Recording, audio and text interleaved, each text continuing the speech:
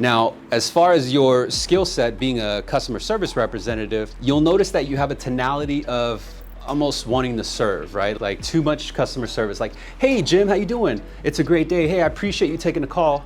Does that make sense? Like you're asking them and you're grateful for them.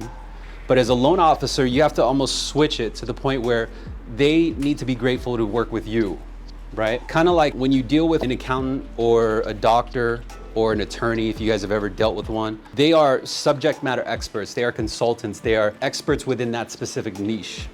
And that's now what we are as loan officers. So you're gonna notice that the tonality and the approach is a little bit different. And there are only primarily few concerns that your prospects are gonna fear, and that this is why they're gonna sound the way they do when they connect with you. Which, before I go into, I would say that the biggest piece of help that I can tell you guys to do is record yourself. Like get your cell phone out, open up a recorder, and find a way to record yourself. As a matter of fact, our phone system has the abilities to where you can actually hit the record button and record your entire conversation. And the reason why that's gonna be helpful is because you can listen to it later and then critique the conversation.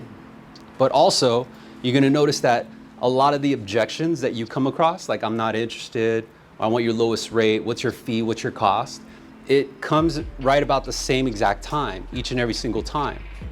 And it's gonna tell you what you did to open up that path. In other words, you'll be able to take a couple steps back, listen to your wordplay, and then see what you said to open up that objection. Because a lot of the objections that you're gonna get as a loan officer are actually planted by us. It's by you. Simple things like, hey, my name is Daniel with New American Funding. I appreciate you giving us a call today. How can I help you?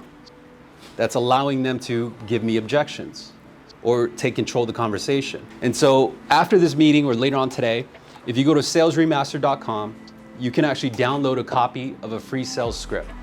It's at the bottom of the website.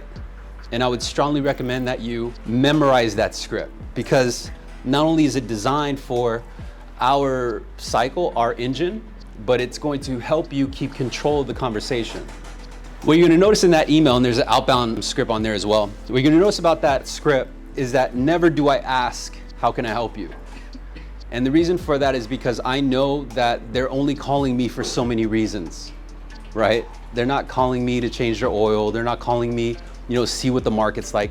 They're calling me to lower their rate to create savings because they need to redirect the cash flow. So there's a purchase script on there as well, but I'm gonna speak refinance with you guys.